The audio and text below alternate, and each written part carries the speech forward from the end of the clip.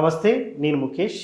గోకర్ణ గౌరవాన్వితులు, శాక్తేయ సహస్ర కిరణ బిరుదాంకితులు, శక్తిపీఠం వ్యవస్థాపకులు పూజ్యశ్రీ డాక్టర్ స్వామి శాంతానంద పురోహితి గారు మనతో పాటు ఉన్నారు. వారితో మాట్లాడే ప్రయత్నం చేద్దాం. గురువు గారు నమస్కారం. శ్రీమాత్రే నమః. రామదూత సూత్రం, ముఖ్యంగా ఈ రామదూత సూత్రం యొక్క రహస్యాలు ఏంటి? రామదూతము అంటే ముందుగా గుర్తొచ్చేది హనుమంతుడే. ఇది చదవడం వల్ల ఎటువంటి ఫలితాలు ఉంటాయి? ముఖ్యంగా ఎవరు చదవాలంటారు? నిత్య జీవితంలో కూడా చదవచ్చా? చదివితే ఎలాంటి ఫలితాలను మనం చూడవచ్చు అంటారు? చరాచర సృష్టిలో ఇంతటి గొప్ప భక్తుణ్ణి కానీ గొప్ప దూతను కానీ మనం ఎక్కడ కూడా చూసి ఉన్నాం. అలాంటి మహనీయమైనటువంటి చారిత్ర్యము ఆంజనేయ స్వామి.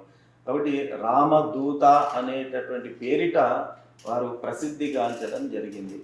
రామదూత ఆంజనేయ స్తోత్రం అనేటటువంటిది సకల కామనలను పూర్తి చేసేటటువంటి స్తోత్రము. ఇందులో ఎలాంటి సంశయం అనేటటువంటిది లేదు. అయితే ఈ స్తోత్రాన్ని పారాయణం చేయడం వల్ల ఎలాంటి ఫలితాలు మనకు కలుగుతాయి అని అంటే 1, 2 అని చెప్పడానికి వీలు లేదు. మనం ఆ రామదూత స్తోత్రాన్ని కనుక చదువుతూ వెళితే మొదటి శ్లోకం కానీ 2వ శ్లోకం కానీ ఈ ఒక్కొక్క శ్లోకంలో అత్యంత స్పష్టంగా అందులో ఉన్నటువంటి ఆ పదాలను మనము ఆకలింపు చేసుకుంటే వచ్చే ఫలితం ఏమిటో ఇట్టాగే మనము ఊహించవచ్చు. అలాంటి ఉత్కృష్టమైనటువంటిది రామదూత ఆంజనేయ స్తోత్రం అనేటటువంటిది. ఈ స్తోత్ర పారాయణం చేయడం వల్ల మనకు దుస్వప్నములు ఏవైతే ఉంటాయో ఆ దుస్వప్నముల బారి నుంచి మనం దూరం కావచ్చు. తర్వాత శత్రు బాధ అనేటటువంటిది ఉంటుంది మనకు. ఈరోజు రేపు ఉన్నటువంటి సమాజంలో మన పాలిట మనం ఏదో కార్యక్రమాలు మన పనులు మనం చేస్తూ ఉంటే కూడా మనల్ని అడ్డగించేటటువంటి వాళ్ళు ఆర్థికంగా కానీ మానసికంగా కానీ శారీరకంగా కానీ దెబ్బగొట్టి ఇబ్బంది పెట్టి ప్రయత్నం చేసే మార్గంలో ఉన్నటువంటి వాళ్ళు కోకొల్లలు ఉన్నారు ఈరోజు సమాజంలో. దానిని మనం శత్రు బాధ అని చెప్పడం జరుగుతుంది. అలాంటి శత్రు బాధ కూడా ఈ స్తోత్ర పారాయణం వల్ల మనకు నిర్మూలన అవుతుంది. అట్లాగే మనిషికి బుద్ధి కుశలత అనేటటువంటిది పెరుగుతుంది. మనం ఏం చేసినా కూడా బుద్ధి కర్మానుసారిణి అని మనకు శాస్త్రోక్తి. కాబట్టి మనం చేసేటటువంటి పనులన్నీ కూడా ఆ బుద్ధి ఆధారంగానే జరుగుతుంటాయి. కాబట్టి ఆ సన్మతి, ఆ సద్బుద్ధి, లేకపోతే ఏ సమయానికి ఏం చేయాలనేటటువంటిది అప్పటికప్పుడు స్ఫురణకు రావడం అనేటటువంటిది కూడా అతి ముఖ్యమైనటువంటి విషయము. అలాంటి మంచి స్ఫురణ మనకు కలగాలన్నా కూడా ఆ సద్బుద్ధి మన లోపల పెంపొందింపాలంటే కూడా ఈ స్తోత్ర పారాయణం వల్ల అది మనకు కలిగేటటువంటి అవకాశం ఉన్నది. అంతేకాకుండా ఆర్థికంగా ఏవైనా హెచ్చు తగ్గులు జీవితంలో అనుభవిస్తూ ఉంటే కూడా ఈ రకమైనటువంటి స్తోత్ర పారాయణం వల్ల మనం ఆ సమస్యలను కూడా అధిగమించేటటువంటి అవకాశం అనేటటువంటిది ఉంటుంది. తర్వాత నరదృష్టి, నరదోష అని చెప్పడం జరుగుతుంది. ఇలాంటివి కూడా, ఎందుకంటే మనిషి యొక్క చూపు చాలా చెడ్డది అని చెప్పి చెబుతూ ఉంటారు. ఆ రకంగా కొందరి చెడు దృష్టి వల్ల సవ్యంగా సాగుతున్నటువంటి మార్గంలో కూడా ఇబ్బందులు కలిగేటటువంటి అవకాశం ఉంటుంది. కాబట్టి అలాంటి నర దృష్టిని కూడా దూరం చేసేటటువంటి దివ్యమైన మహిమాన్వితమైనటువంటి స్తోత్రము శ్రీ రామదూత ఆంజనేయ స్వామి స్తోత్రం. ఇలా చెబుతూ పోతే కొల్లలైనటువంటి లాభాలు, ఫలితాలు ఈ స్తోత్ర పారాయణం వల్ల మనకు ఉన్నాయి.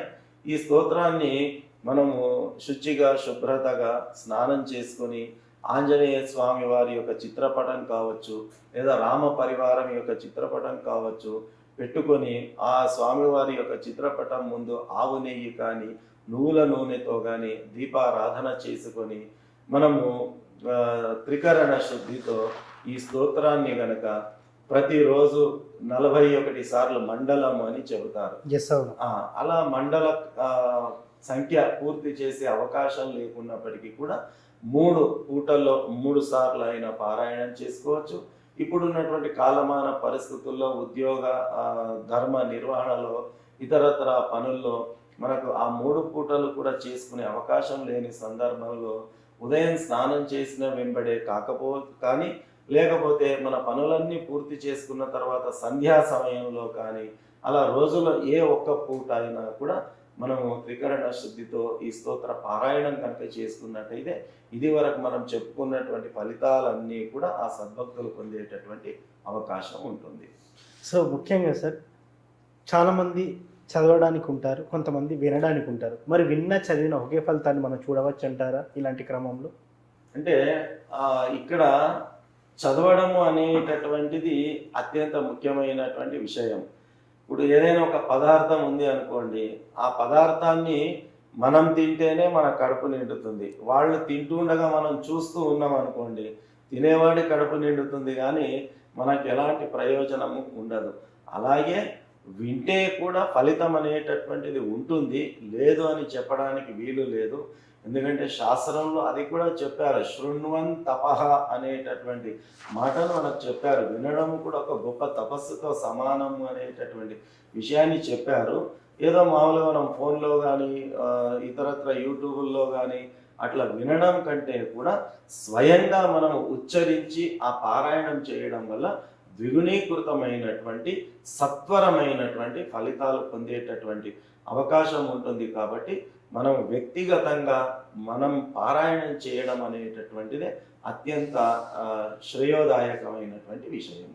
41 రోజులు ఈ మంత్రాన్ని అయితే చదవమని చెప్పారు గురుగారు. మరి ఈ 41 రోజులు ఒక పటం పెట్టుకొని చదవమని అయితే చెప్పారు ఇందాక. మరి చదివే ముందు కానీ చదివి అయిపోయిన తర్వాత కానీ కొబ్బరికాయ లాంటిది ఏమైనా స్టార్టింగ్ కొట్టాలా? అదేవిధంగా ఇలాంటి మాండలిక దీక్షలో ఉన్నప్పుడు మనం ప్రతిరోజు నైవేద్యం లాంటిది ఏమైనా పెట్టాలా? కొంతమంది బ్యాచులర్గా ఉంటారు, ఆధ్యాత్మిక జీవితాన్ని గడిపే వాళ్ళు ఉంటారు, కానీ అక్కడ రూమ్లో పరిస్థితులు అనుకూలించిన వారు డైరెక్ట్ రోజు గుడికి వెళ్ళి చదవచ్చు అంటారా? మీరేం చెప్తారు? చిన్న వివరణ.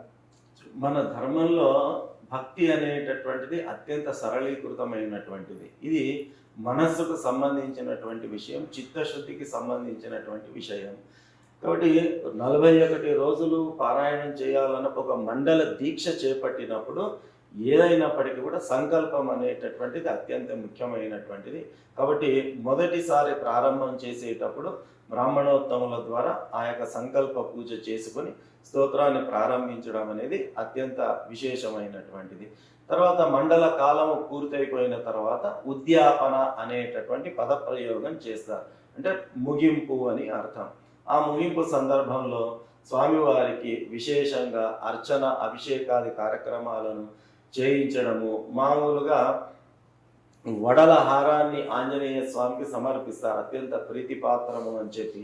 లేదా తమలపాకులతో స్వామివారికి పూజ చేయించడం కానీ, వడల హారాన్ని సమర్పించడం కానీ, ఈ రకంగా మన శక్తి కొలది, భక్తి కొలది, స్తోమత కొలది, యోగ్యత కొలది మనం స్వామివారిని మన వీలును బట్టి మనం అర్చించుకోవచ్చు. ఇక నిత్య నైవేద్యం విషయం అంటారా, మనకు భగవంతుడి అనుగ్రహం చేత ఏది సాధ్యమైతే దాన్ని నివేదనగా మనం సమర్పించుకోవచ్చు. ఏది లేని పక్షంలో ఒక అరటిపండు స్వామివారి ముందు పెట్టి స్వామివారికి నివేదన చేసినా కూడా అది మహా నైవేద్యంగా భావింపబడుతుంది. శక్తి ఉన్నటువంటి వాళ్ళు శాస్త్ర విధి విధానాల ప్రకారం ఏ నివేదన ఆంజనేయ స్వామికి మనకు తెలియచెప్పబడ్డాయో అలాంటివి చేస్తే సరిపోతుంది.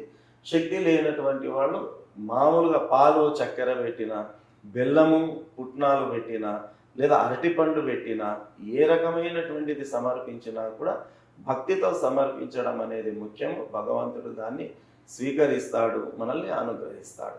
ఎస్, ముఖ్యంగా ఈ సూత్రం ఎలా చదవాలి, ఎలా చదవడం వల్ల ఎలాంటి ఫలితాలు కలుగుతాయి, ముఖ్యంగా ఈ సూత్ర పఠనం వల్ల కలిగే ఫలితాల గురించి చాలా చక్కగా చెప్పుకున్నారు గురువుగారు. ధన్యవాదాలు. శ్రీమాత్రే నమః.